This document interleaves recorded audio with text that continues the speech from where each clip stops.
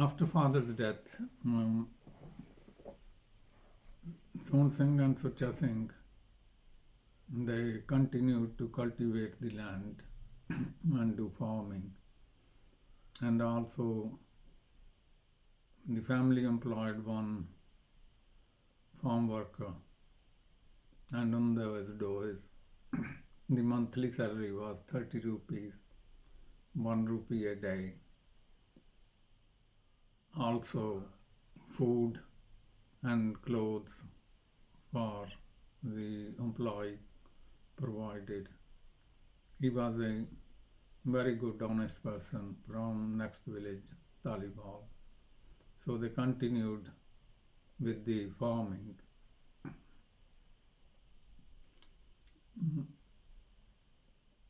Sucha's wife, Chankor,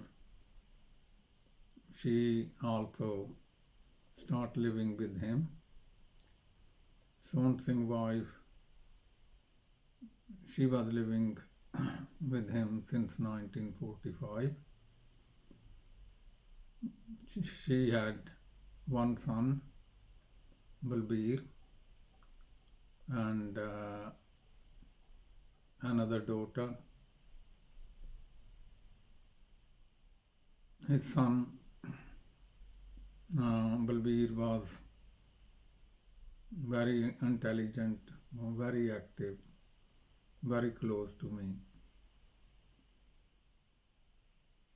I, doing my educational work, also helped in the farming.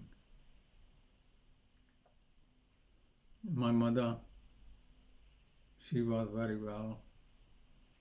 My chachi, Udam Kaur, she fell ill. She was diabetic and she lost her voice in 1955. So we wrote to Chacha that it is difficult for me, Sucha, and so on to carry on with the family, with particularly Chachi, as Chachi was head of the household. So Chacha returned in 1956, November. He returned by air to Delhi, went to Jandiala on a bus from Delhi, but his luggage in the taxi case, it was stolen from the bus. Luckily, he got his passport and other documents with him, but lost all the his clothing and garments he brought for the family. I mentioned before that I started living with Jito in 1956. So that was the family. They carried on the work, but it was very difficult without our father. And Banso, she was also my sister. She, because her husband was in Australia, and most of the time she lived at Jandiala rather than her in-laws' house in Jamsher Khas. She had one daughter, Pavitra Kaur. She proceeded to Australia with her daughter in 1956. Chacha Bachant Singh went to see her off on a ship at Mumbai, and Banso and her daughter, they arrived in Sydney 21 days after. and Pyara Singh, he received her. After arriving in Australia, she has one son and three more daughters, and they carried on with their life.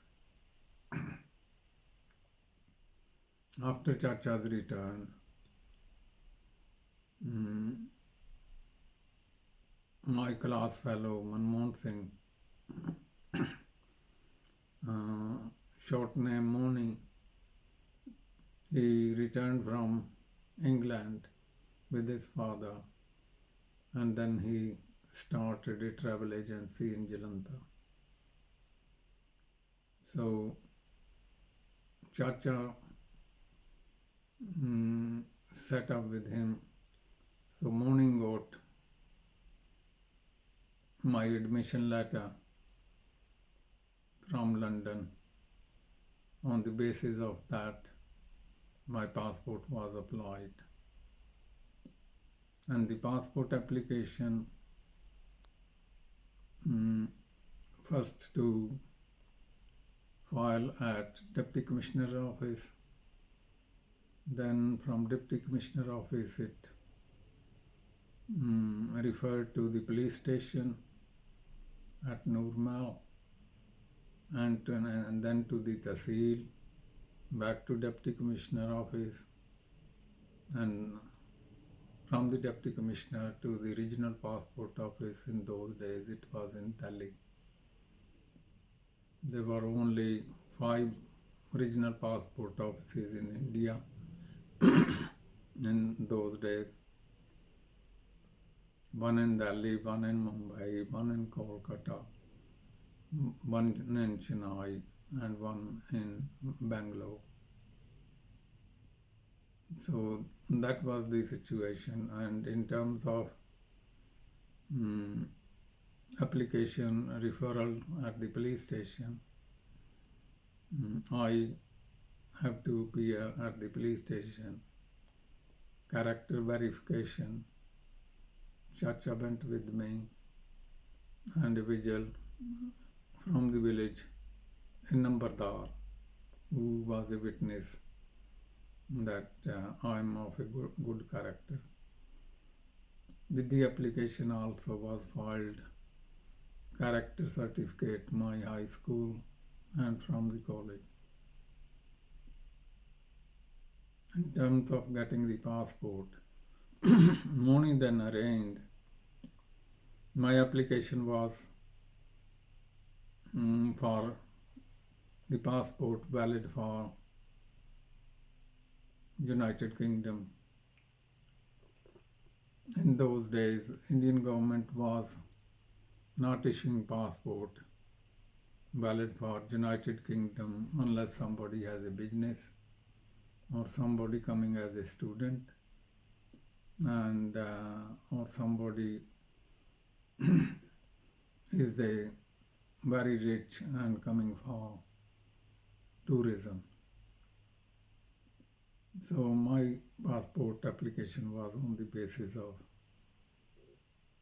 education, but still Moni sent a person who knew someone in the Delhi administration, and I went with him.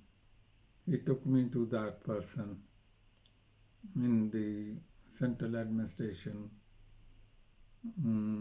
dealing with passports. He interviewed me, and after the interview he gave me a letter to take to the regional passport office. So I, with the person whom Moni sent with me, we went to the passport office. The peon outside the passport office, he was not letting us in. And the man with me, he gave him, I remember, 5 rupees. and then he let me go in. The other person stopped in. Original passport officer, he asked me a few questions. Are you going for education? I said yes. Who's going to pay for my education? My reply was, my brother is there and he will pay for my education. And just two questions. Because he got that letter, he asked me to come back at 4 o'clock and collect your passport. That's how I successfully received my passport. In the evening, got on the train to Jandiala. The other person stopped in Delhi. Arrived in Jalandhar, and from Jalandhar there was no train in the evening to village Jandiala, railway station Thabalke. So I arrived in Delhi about 4 o'clock in the morning from Delhi. I stopped in the waiting hall, had my tea there, and the first train coming to Jandiala Thabalke station at 7 o'clock. So arrived at the village with the passport, and Chacha was very happy. And he then arranged with morning for my flight. In those days it cost 1,000 rupee for the passport application and 1,300 for my flight. So my flight booked on 4th February. I arrived same day in London Heathrow Airport. There was another person with me. So at the airport we met some Punjabis who were doing private taxis. They were from Birmingham. They asked me where I want to go. I said, I'm going to Birmingham Smethwick. They asked me, who in Smethwick? I told Gashi's name, and they knew Gashi. They said, we will take you with us. I said, no, I'm going to London to meet Moni's sister, and then I will come from there.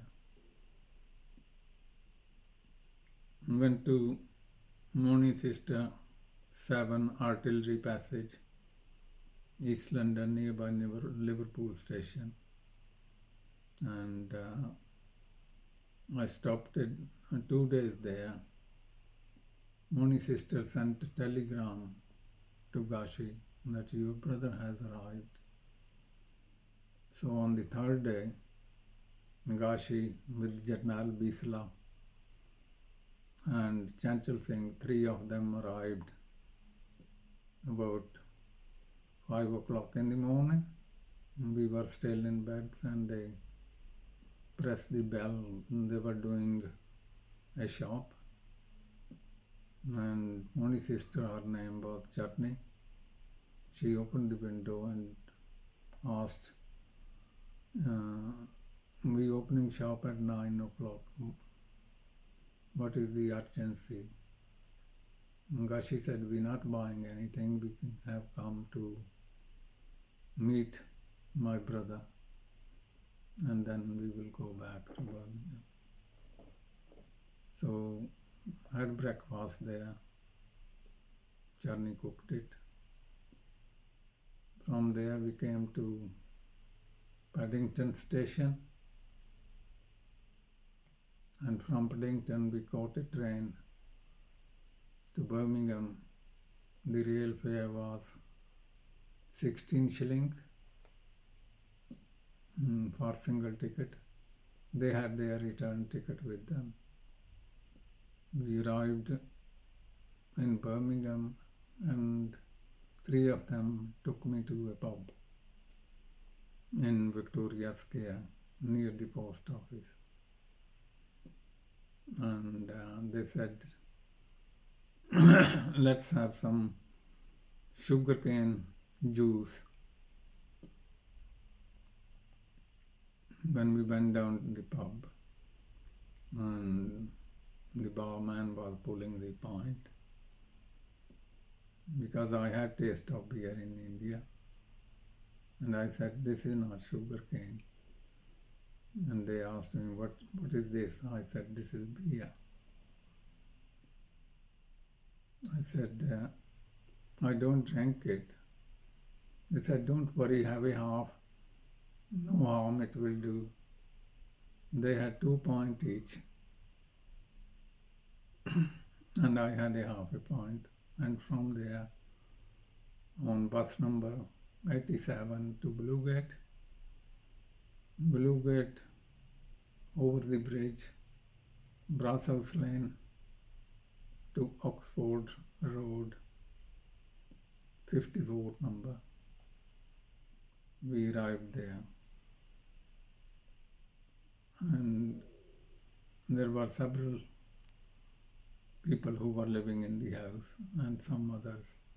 In those days it was a custom that when somebody come from India, the villagers from the same village or some other people come to talk about the village situation, and tea was brewed, have tea. So that was my arrival